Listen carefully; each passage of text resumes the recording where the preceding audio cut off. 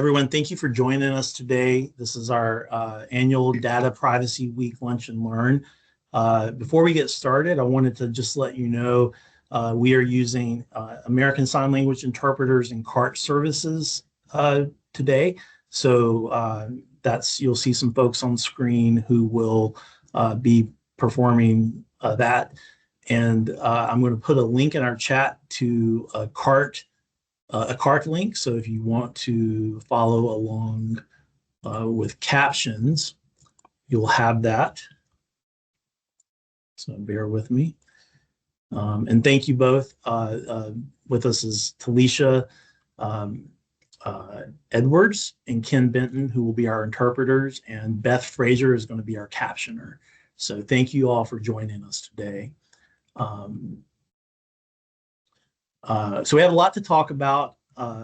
Hopefully we have time for questions. We've asked questions in advance and we've worked a lot of your questions into our conversation today. If we have time, we will definitely take questions. I do ask that you use the Q&A feature here in Teams.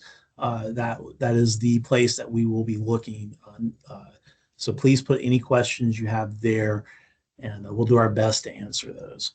So with that said, thank you for joining and welcome. My name is Kelly Gardner. I'm in the communications office at the North Carolina Department of Information Technology. And as I mentioned before, this is Data Privacy Week. Today is Data Privacy Day. And so it's a great opportunity for us to get together and talk about privacy and data and what that means to all of us and how we can be better educated on how our data is used. So I think it's safe to say that we all know that we live in a world where nearly everything is connected, from our phones and our watches to our cars and our TVs and our home assistants. And that convenience comes with a hidden cost.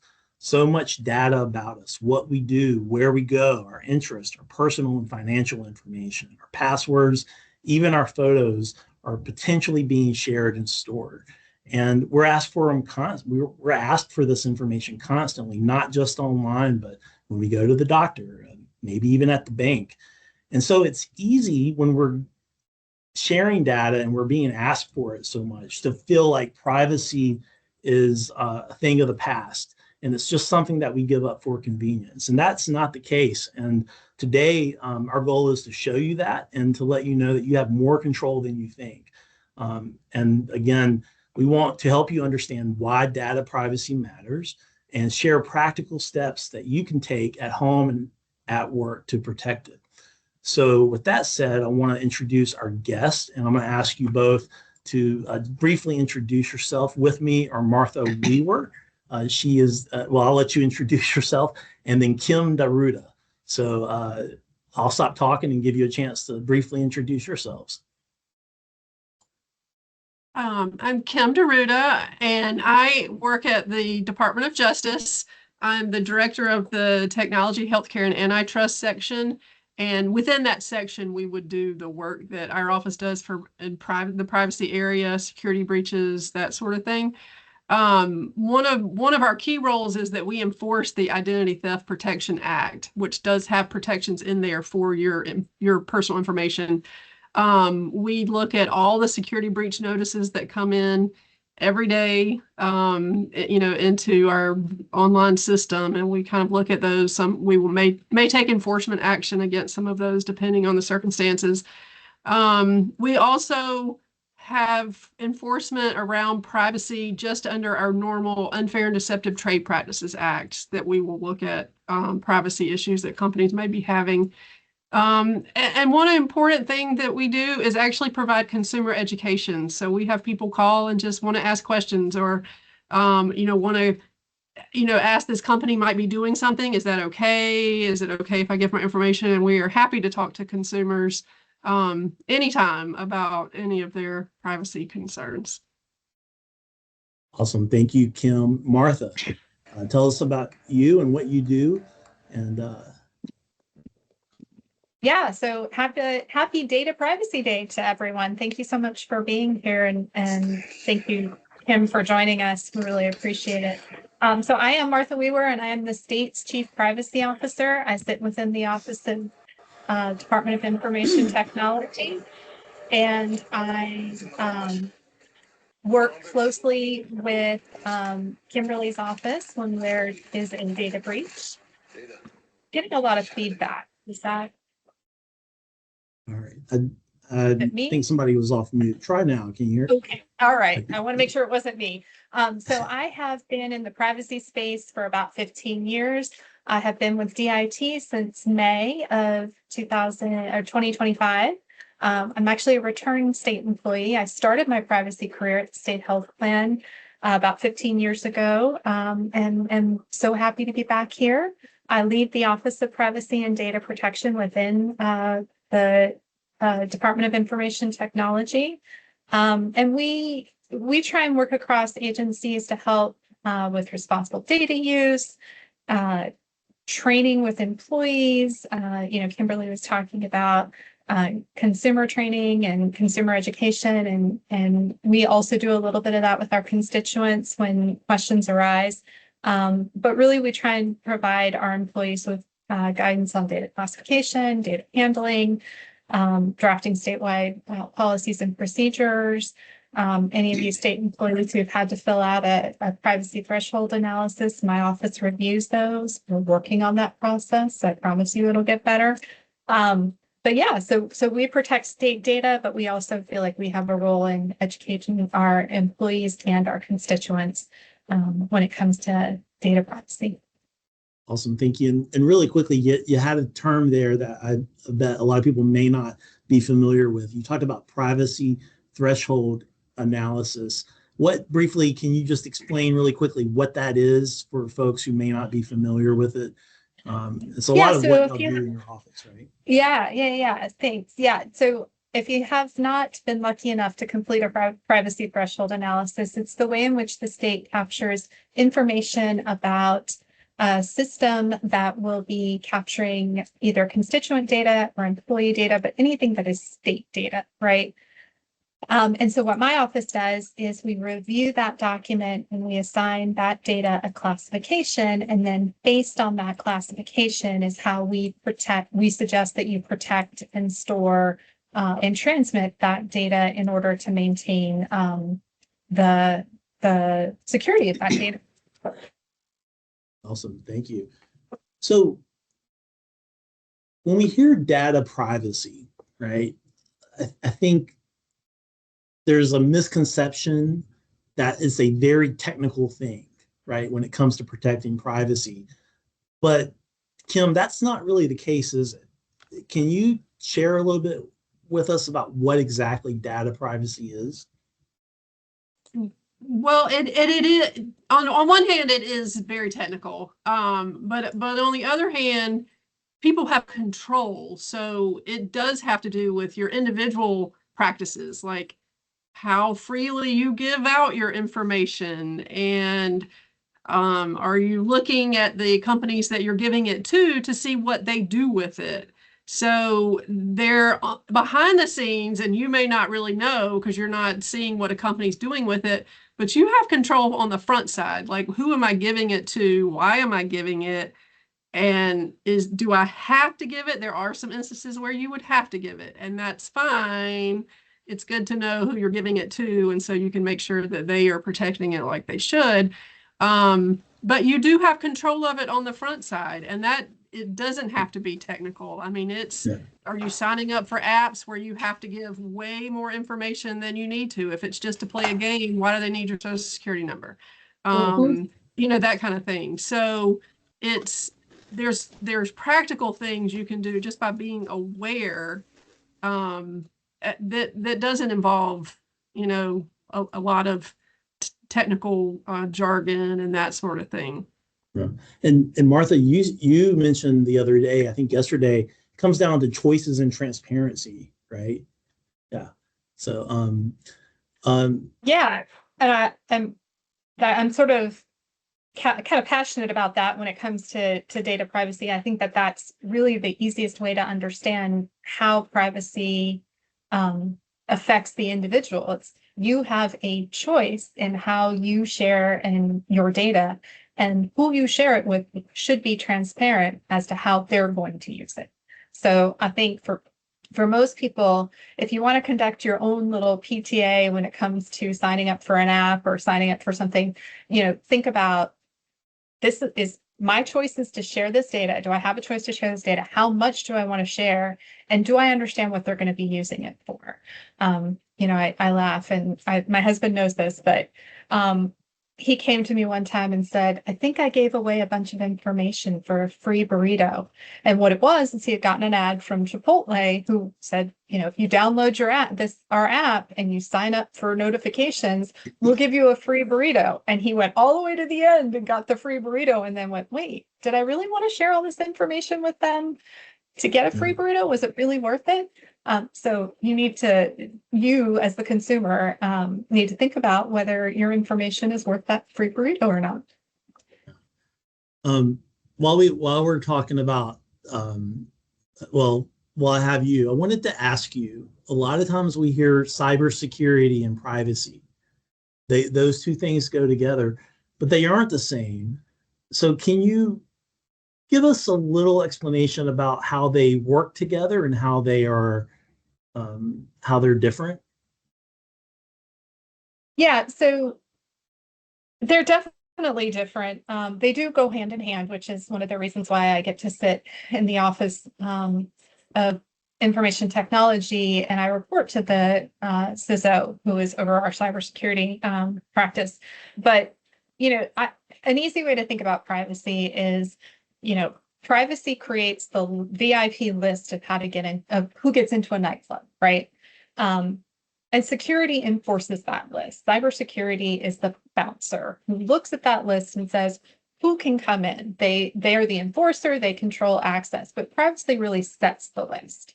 So if you think of it that way, it's what is the information, and privacy is the information, and security is how you protect that information.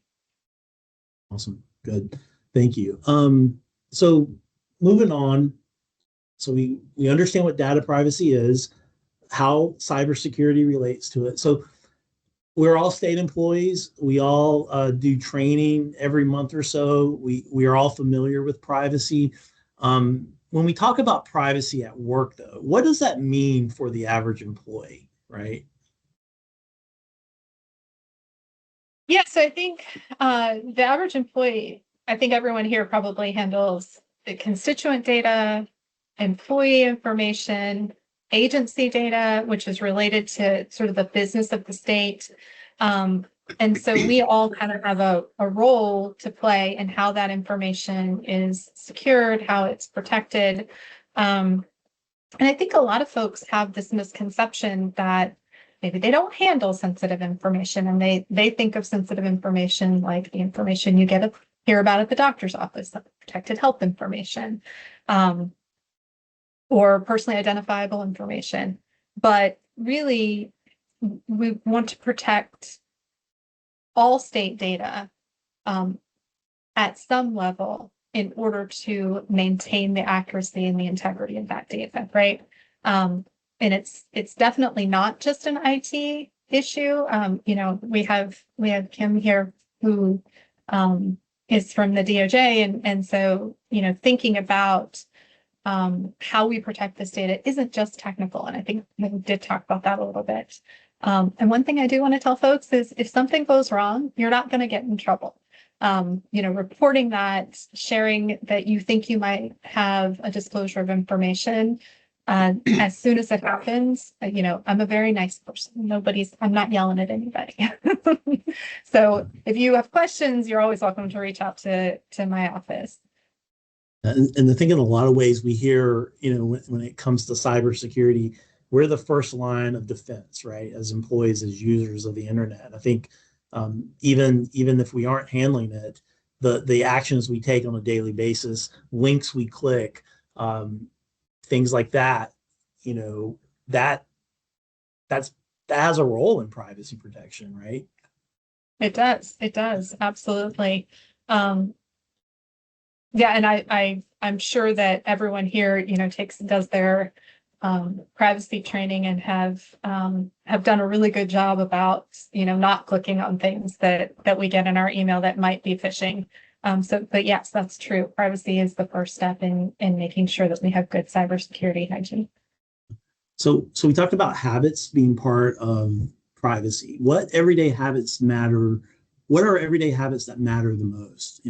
Let's talk about data privacy at work, since we're all at work today, and we'll talk a little bit about at home a little later. So what are everyday habits that matter most? Yeah, so just being mindful about the data that you access or share, how you're sharing that data, being thoughtful and intentional, and thinking about whether that data might need to be encrypted as you share it. Something simple is locking your computer when you get up to use the restroom, or securing your devices in a drawer if you have to walk away.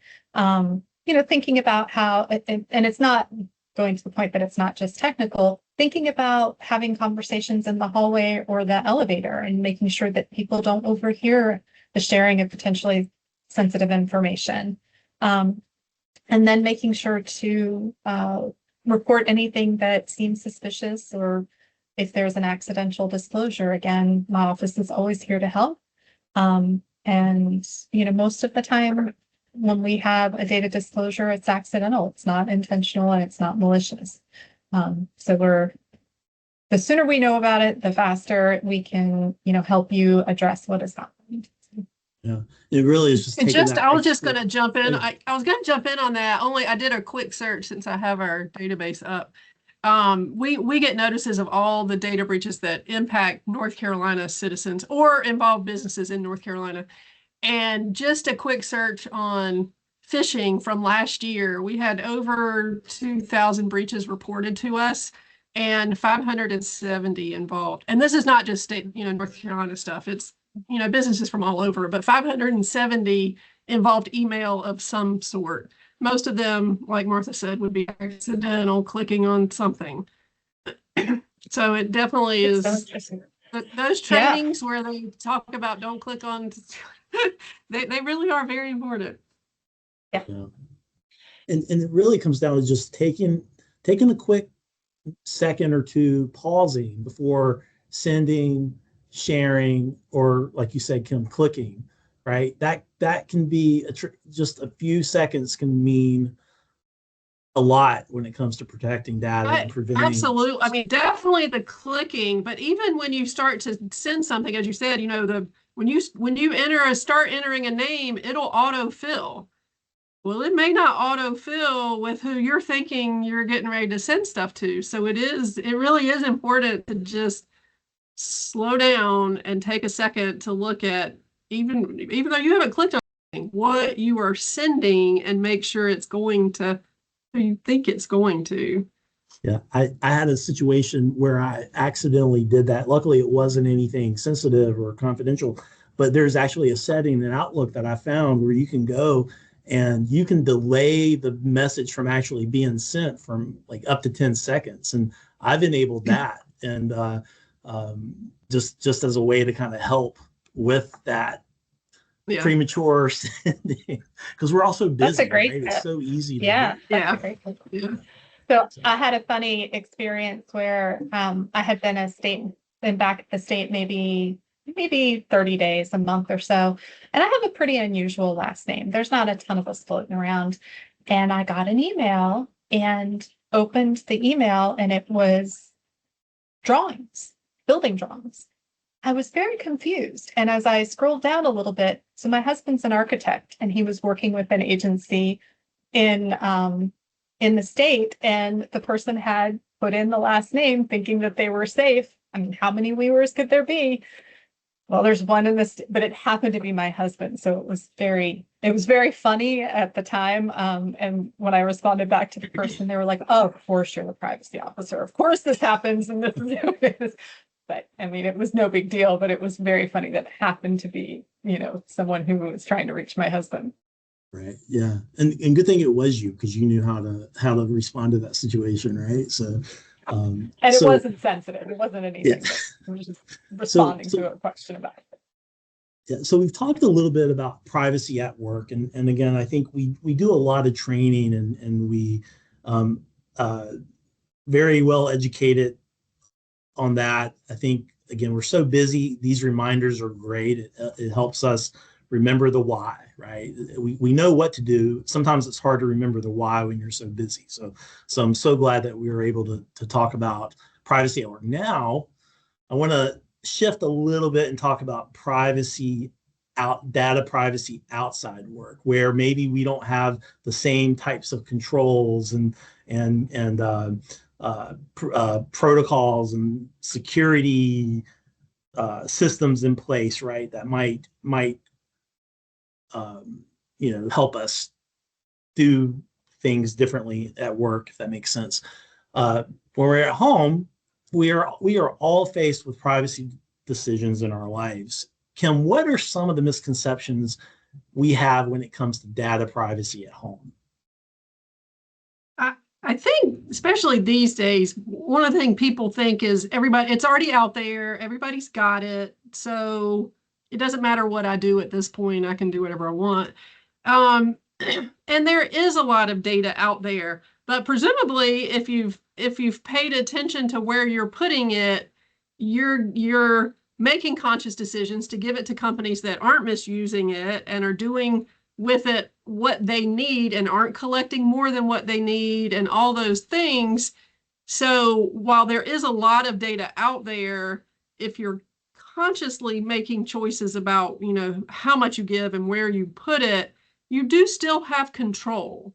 And it's one of those that you have to be aware, and you have to do a little bit of homework before you sign up for the burrito app or the hamburger app or chicken sandwich or whatever. And it is one of those, stop and think when something starts asking me a bunch of questions. Is this, is it worth it? Is it worth the burrito? And if you make the decision that it is, that's your decision and you can do that. But you're making that consciously, that you're doing it purposely. People think that companies are only acting responsibly with their data. I would love to say most probably are. They're collecting what they need, hopefully not collecting any more than they need. They're deleting it when they're done with it, and not sharing it with, people that they're not intending to share it with and that kind of thing. But it's good to make sure before you give your information, read a privacy policy, see what they say they're doing with your data. And then, presumably they are doing what they're saying they're doing. If something comes up and we find out that they're not doing that later, we may look into it. But from a consumer standpoint, double check, like make sure that they're not, if they say they're selling it with a data broker, they probably are because they're getting paid for that. So you might not want to give your information to that company. You're probably not going to be that outright in a privacy policy, but definitely look, it's worth looking at. Yeah. And one of the things I like to do, sorry, I think this is really, really great advice from Kim. One of the things that I have told folks to do with those big, long privacy policies, because I think probably Kim and I are the only ones who on the planet who read them. I tell folks, if you can, copy and paste it and put it into ChatGPT or put it into Gemini and ask it to summarize what the privacy policy says. That way you're not reading through a bunch of legalese, and maybe it spits out some things that you hadn't thought about. And then you can go on and get your free burrito if that's what you choose to do. It's a really good idea. I hadn't thought about using ChatGPT or Copilot for something like that. But yeah, and I think a lot of times it's intimidating when you read those policies because they're written in legalese, and again, if you aren't a lawyer, it can be very overwhelming to read that. And again, even sometimes I'm reading it and I still don't know what I'm reading, and so that's a really good tip there. If you had to narrow it down, what are the top 3 things we can do to better protect our data privacy outside work? And you've touched on a little bit of this already. Yeah, that's what I was going to say. I mentioned a lot. I mean, Yeah. a lot of it is educating yourself. Looking at what companies or apps or services that you're signing up for. What information do they really need? Are they only collecting that information? Are they collecting, tons of information that don't seem pertinent to that product or service? Because we would like companies to only collect what they need, get rid of it when they're done with it, that sort of thing. And I think also, again, checking the privacy policies. Again, the summary using AI is a great idea. I hadn't really thought about that. I usually just read the whole thing, and they do take forever, and I know what I'm looking for. So yeah, so that is a great idea. And look at do a search on the company or the app. Like, have they had problems before? Have they had data security issues? Because I might think twice about giving my information to someone. Again, also strong passwords, and I know this is in all of the state employee trainings. Strong passwords, and don't use the same password over and over. We have seen tons. In fact, one of the data breaches we were investigating last year had to do with passwords being used repeatedly. And so the passwords were leaked in one security breach, and the bad guy got a list of usernames and passwords and then just starts putting them into other companies' sites, and we're able to get access to a totally unrelated company's information because of the password use being repeated. And I know people are like, well, they're hard to remember and you have so many, and there are password managers now that make that a little easier. But yeah, that is really important because they do get used to access other sites. Yeah, and if there's a data breach, right, and my password to my Gmail, for example, it's probably a reasonable assumption that I probably also have an Amazon account or an Apple account or a whatever account, and so these bad actors take that into consideration, and they hit the jackpot a lot, right? Like is exactly in the case you're talking about. And I think the other thing that one thing that resonates with me is Data Privacy Week is a great week to do this, is do health checkups on your devices. Check your privacy settings on your accounts to make sure that they still are relevant, that they haven't added anything or taken anything away. And maybe how I was sharing my information a year ago, that's different now. I don't want to share my precise location anymore, right? Or whatever the case might be. Yeah.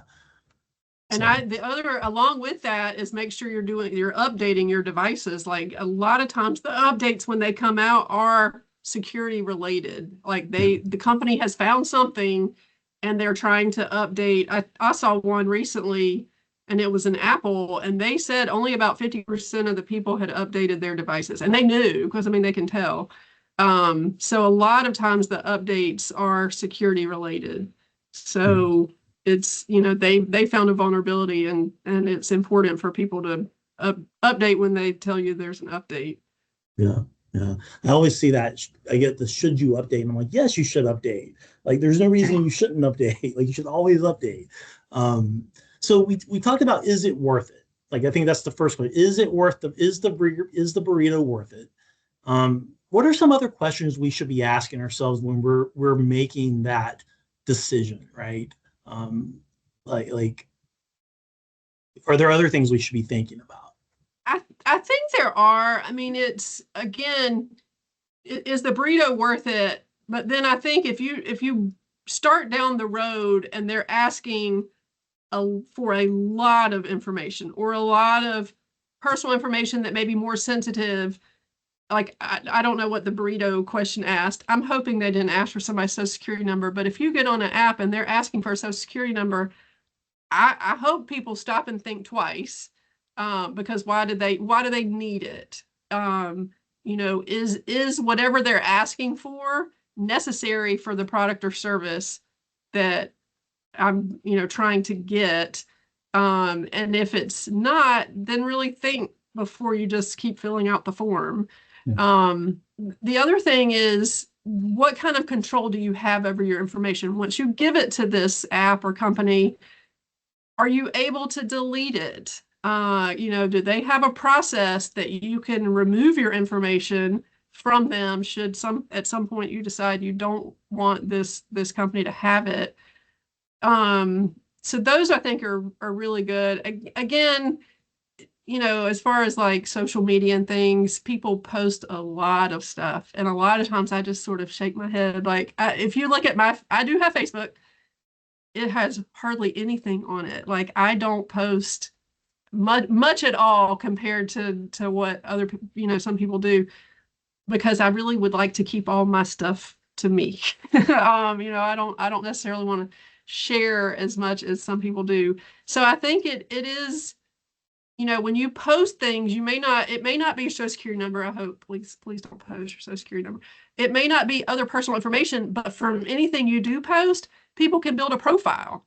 So they can tell things about you, even though it's not sensitive information. They still are building a profile that you can use for social engineering, which is in all of our trainings. So there are things you do have to be careful, even when you're thinking, okay, should I post it? Is this really going to matter? Is it what I had for dinner last night? Maybe that's okay. But yeah, it is something to kind of just stop and think.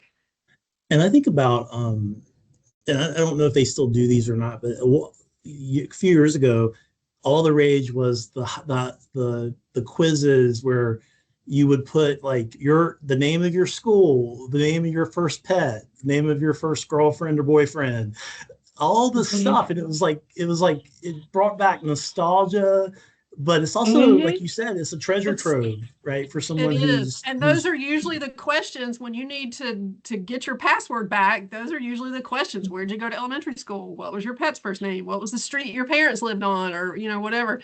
Those are usually your security questions. To get your password back, or to get a new password or something. And so if you've now posted all of that on social media, well, somebody else now has all your security questions too. Yeah. I did see someone drop in the chat just a quick question about doctor's offices and dentist's office, and I think you had an experience recently, Kelly, with and Kim. I actually think we all kind of have this experience where they've asked for social security numbers, or they've asked for a picture, because picture is data too. Picture belongs to is part of your identity as well. And so I think that there's always an opportunity there to push back. Again, you as the consumer have a choice, and really listen to the reason that they're asking you for this information. In my instance, they asked for my picture at the dentist's office because they want to make sure there was no identity theft. There was no potential for fraud. I was like, number one, you've known me for 10 years. Number two, you can accomplish that by asking for a driver's license. You can verify identity without having a picture of me in your system, because I don't know that your vendor is secure, and I don't know who has access to your system. And I think, Kim, you had a similar situation. I did. Right? Yeah, this was when my daughter, like right after she was born, and we started with the pediatrician, and it was just a standard form, and they wanted to know her social security number. And I know, like, I gave them mine because I'm the payer of the bill, and should I not pay the bill, they do have recourse to then do collections and do that sort of thing. But there was no reason for them to have her social security number. She would not be a responsible payer. So I left it blank and asked, basically, do you have to have this? And I don't know that I was the first person that maybe asked about this, and they seemed a little surprised that I was like, here's the form back with it not filled in.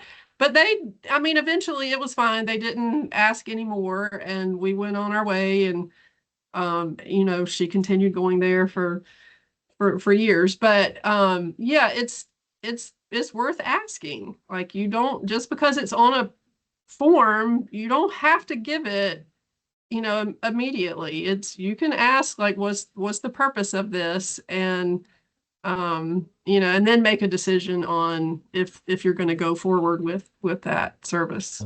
And it's making that informed. I'm sorry, go ahead. Sorry, and the person who you ask should be able to explain to you why they're collecting the information too. Yeah, it's about making an informed decision, and that doesn't mean you don't give your picture or you don't give your social security number. It's knowing, it's that transparency, choice and transparency, right? Like they're being transparent why they want it and how they're using it. What advice do y'all have? Again, I had that exact same situation where they wanted my picture and I'm like, you can just ask for my license. And they had a really good reason. I bet, and I know people in my own family are like that. When it comes from a doctor or an official or someone in authority, they feel like they're obligated to provide that information, that they don't have a choice. What kind of advice? Because it's easy to say you have a choice until the police officer or the passport agent asks for something. And the choice is, I want to get back into the country. If I don't give this info, you know what I'm saying? Like the consequences are a little bit higher than a free burrito. What advice do you have in those situations when we don't feel comfortable? I'll jump in real quick, and then I think Kim's probably got some great insights too. But I always tell people, someone in your family needs to be the CIO of your family or the chief privacy officer of your family. Someone needs to understand sort of what is out there in terms of your apps, what you're using in your home, and when you can say no. Like not everyone can say no when they're asked for social security. Like there's certain instances, right? But understanding and educating yourself that can I say no in this instance, or are they sharing the data in a way that I want them to share my data? But, I think that there's the possibility, I think that folks here can go and kind of educate yourself about what data should be used and when. And also talk to your family members, talk to your parents and talk to your kids. And there's a lot of resources. I think the DOJ has a lot of resources specifically around children and seniors, right? We do. We actually, in consumer protection, we have a unit that just works on elder fraud issues. So if you have a family member or a neighbor or anything like that you regularly talk to and might share information about, that they've given all their information to on a website, or they got a call and they gave all this information. We have people that will talk to you on that person's behalf, or that person, should they be willing to talk to us about it, that will help with that. Children, we usually are relying on the parents. And I know, like with my own child, I mean, I kind of feel like I would be the chief privacy officer in my house. And my daughter, from an early age, going to school, I said, if anybody asks you to fill out a form, you let me know, because I want to know what it is. And so she regularly, even now she's in college, she tells me, oh, I had to do this. And of course, she's an adult, so I have like no control now, but I do still want to know. And it's kind of like, are you okay with whatever you had to give them to do whatever it is? And, that kind of thing. So I think it is kind of opening communication from an early age, with children, to question what is being asked, and, do I have to give it? Obviously if you're talking about law enforcement, I mean, that's a different context. But even that, if the airport, TSA they have a process to get you through to a TSA without taking your picture. You just have to tell them, Right. I don't want to take my picture. And they have an alternative method to move you through TSA.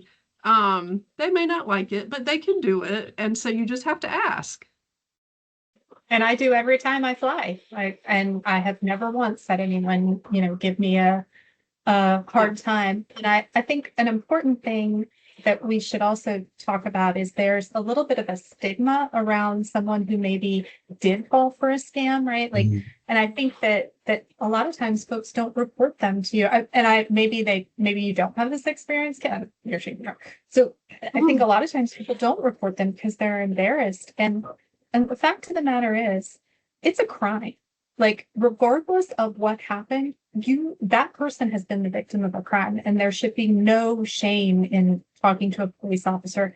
And also, my experience with my mom, luckily she didn't fall for the scam, but my mom did contact the police department and let them know, because the person was saying that they were going to drop a check off at her house, and she was a little bit worried that somehow they'd gotten her address.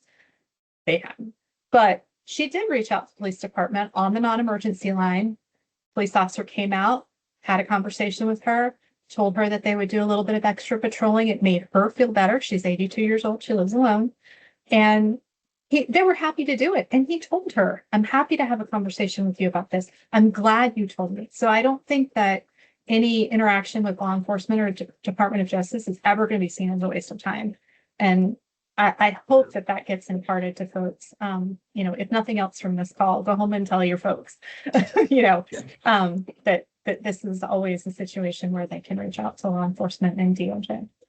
And something, Kim, you said, you wrote it on, talk about this stuff early on at an early age. And when she said that, Martha, I want to get to a lot of the questions we have in the chat, but it made me think about the conversations you have with your daughter. You told me a story once about her in Discord, and how she knew something wasn't right and she came to you, right? And if those conversations weren't occurring, who knows what could have happened in that, right? And to me, it's about normalizing this, like talking about it, just like you're talking about everything else in the family, with the family, right? Yeah. And it's a part of your daily conversation, going back to appointing someone in the family to be the chief privacy officer, the chief CISO in the family, right?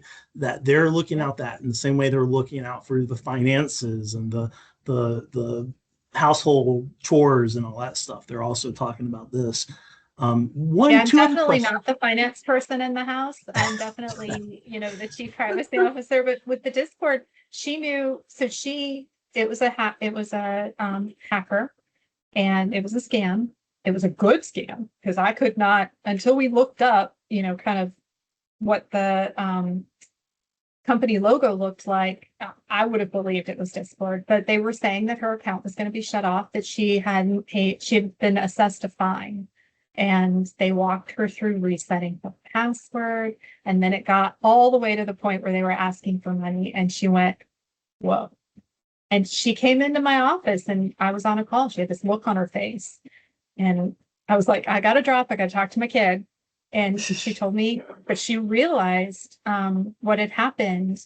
And I am grateful in that situation that she did come and talk to me. She was embarrassed, but she had nothing to be embarrassed about. She did everything right. It was such a good scam. Like, it was so convincing.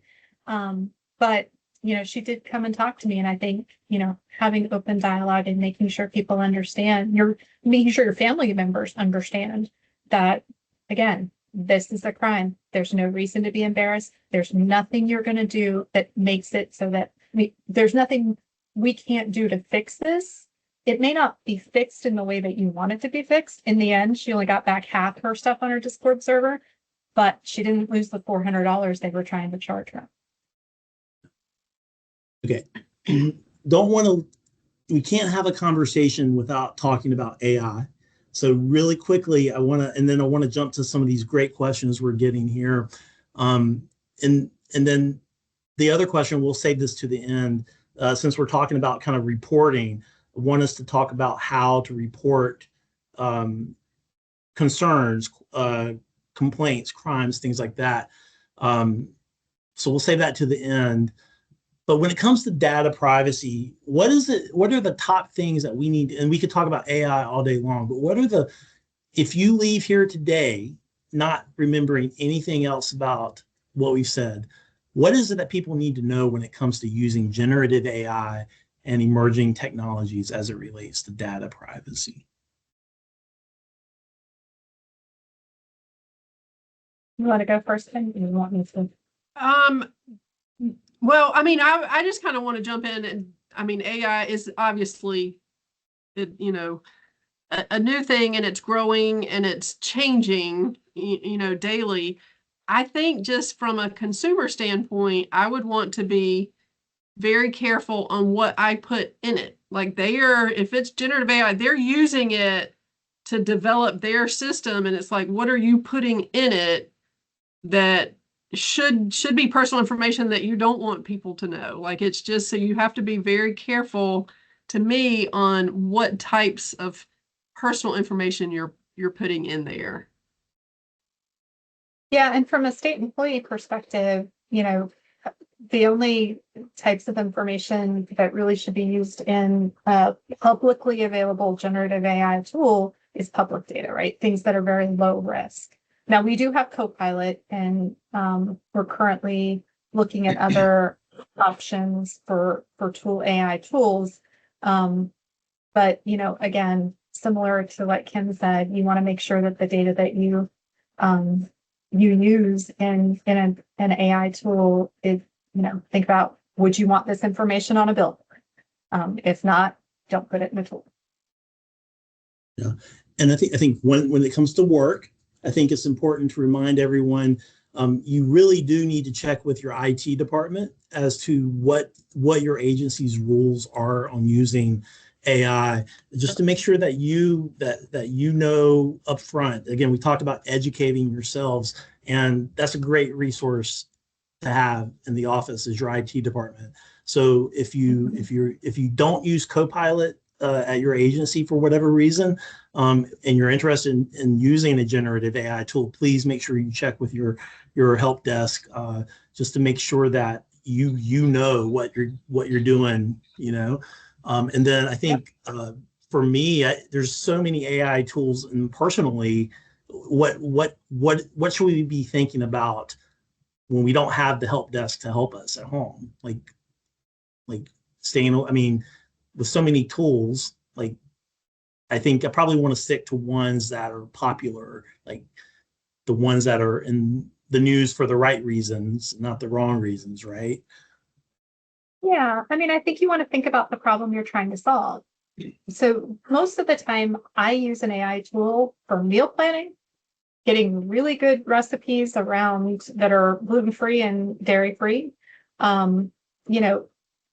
Just things that help me in my everyday life versus, sharing information that, help me write this email, a little more professionally, I think is one that I see a lot.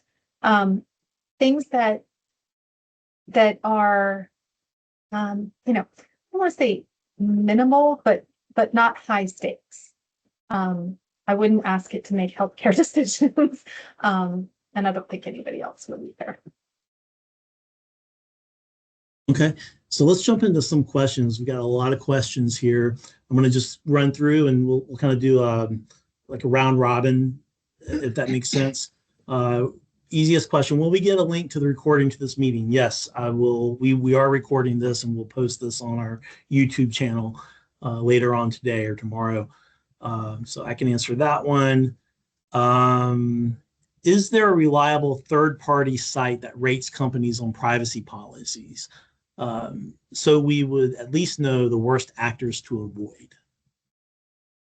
So there's not, I don't know of one that looks at privacy policies. There is one, and Kelly, I thought you shared it with me, that talks about different apps, and I cannot remember the name of it. I'll think of it, and hopefully we can share it somehow. But yeah, I don't know of one that rates the privacy policies. Yeah, I'm trying to think. Nothing's resonating with me right now. I know we have in a DIT, we have a policy on apps that we shouldn't be using at the state level, but I can't think of anything regarding policies. Let's see. Does DIT have a recommended password manager for employees to use? Not at this time. Yeah, I don't think. I think that's probably a talk to your help desk question to see about those. Is there any way to fake the info given out by my phone, like location? After all, it is my phone and not my personal spy device. I disable location on everything. Now that when people like restaurants near me, okay, that doesn't work for me because it may give me restaurants in Atlanta or restaurants in Chicago or wherever, but it's because I've turned my location off. So presumably if the phone is doing what it's supposed to do, you should be able to disable things like that. And the same with apps. You can ask it not to track at all. You can ask it not to track or only track when you're on it.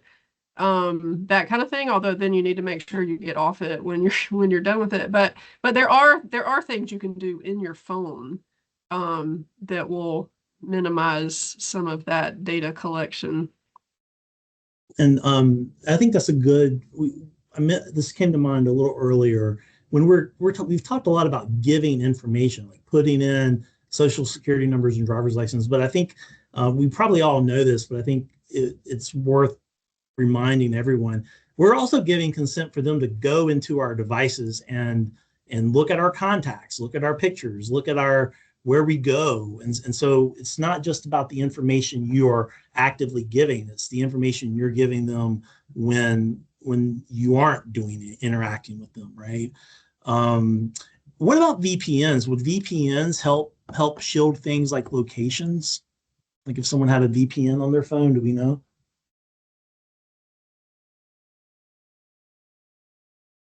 I believe so. I can't think remember. so too. Yeah. Because it's going through the server of wherever the VPN then is then located. Yeah. Okay. All right. We'll move on here. We got about 6 minutes left. How do we stop phone call spam to protect our privacy? Cell phone number. All you. It's funny because there's a robocall summit next summer or this summer, and I was getting emails from our robocall person. Most of the phone companies have a way. If you go into their system, and these are free, they all offer some sort of free service. Plus, then they'll have a paid service. But using the free service, all the major phone companies are going to have a way to cut down on the spam and scam calls. And if you go, I can't tell you the steps because it could be different for the different phone carriers, but they all have one. And so we highly recommend people. I mean, that when we get calls about, from consumers about robocalls, that is the first step, is use what your phone carrier is giving you.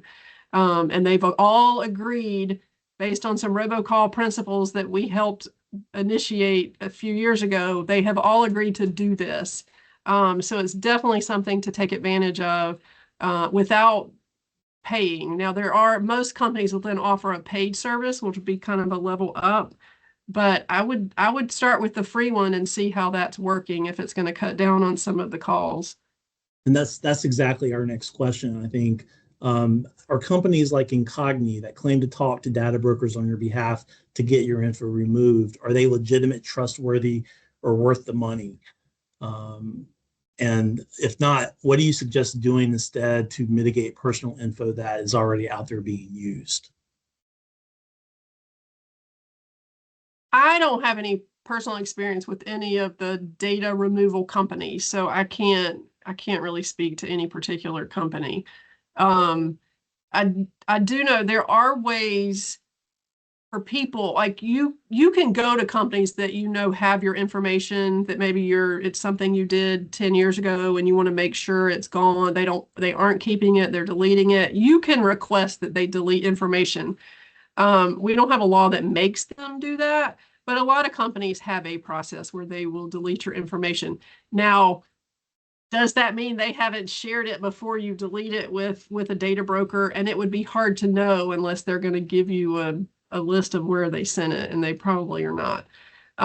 So it would be hard, I think, for a consumer that doesn't have a list of data brokers to then know where to go to request that their information be deleted. There are some states do have a registry though of data brokers. So I was just going to say, Vermont is the first one. California just started one. So there are registries of data brokers that do kind of give you a list, which would be a place to start. And their deletion policies, I think, are usually posted on there. Yeah, I think it depends on how deep and how much research and work you want to do. But yeah, California just started with their data broker registry, and I think the website, I can't remember what the website is. Yeah, Vermont was the first one that had it. Yeah. That's been several years ago, but yeah. But there is a way to do it on your own, but I don't have any experience with any companies that do it. And I will say, I signed up for a company like that, and I did my research first, right? I looked at reviews, I looked online and read, and it's been a game changer for me. The spam calls have pretty much stopped, and what I found is they'll remove the data, and then a few months later it'll already be back on there again, right? Forever, how it works. And so I think they can be costly if you are looking for them, but not all of them. I think you just have to do your research and educate yourself, right? So we've got about 2 minutes left. I do want to end with, what do we do if we need help? And so if I'm a state employee at work and I need help, Martha, what do we do? You are always welcome to contact my office. We are the Office of Privacy and Data Protection. And our website is under DIT, and there are multiple ways in which you can contact us. But you can always contact martha.wewer@nc.gov. Okay. And Kim. Yeah, for just the general public, we are happy to be a resource, and we're in consumer protection. That is what we do. So we are happy to answer any questions. The easy email, if you want to email a question, don't want to call, is consumer@ncdoj.gov, and we'll get it to the right person if it comes into that general mailbox. And a lot of times it may not be something that we can do for you, but we can a lot of times direct people to the right place, whether it's law enforcement, criminal law enforcement, FBI. They have a IC3 is their criminal complaint database. We direct people to the Federal Trade Commission, Federal Communications Commission, we will try to help you figure out where you need to go to get the information you need. And I just put in the chat the consumer@ncdoj.gov, and then I put a link to it.nc.gov/privacy, which is our privacy page on our website. So go there, explore, look around. There's lots of useful information if you are just interested in learning about privacy. There's information on there as well, like a lot of the tips that we talked about today. So check it out, read it, again, educate yourself. And we are at time, and I think this has been a great discussion. Thank you, Martha. Thank you, Kim, for joining us today. Thank you to our interpreters and to our cart provider for being here and helping us with this. Any last thoughts before we go? I would just say thank you to everyone attending, and remember, you always have a choice, and they always have to tell you how they're using the data. So if you learn nothing else, choice and transparency. Awesome. Kim, any last words on your end? Nope, I think that summed it up great. Awesome. Thanks Thank so you, much, everybody. Appreciate it. Happy Privacy Day. Data Privacy Day. Data Privacy Day. Thank you. Okay. All right. Thank you, everyone. Have a good day. Stay warm. Bye.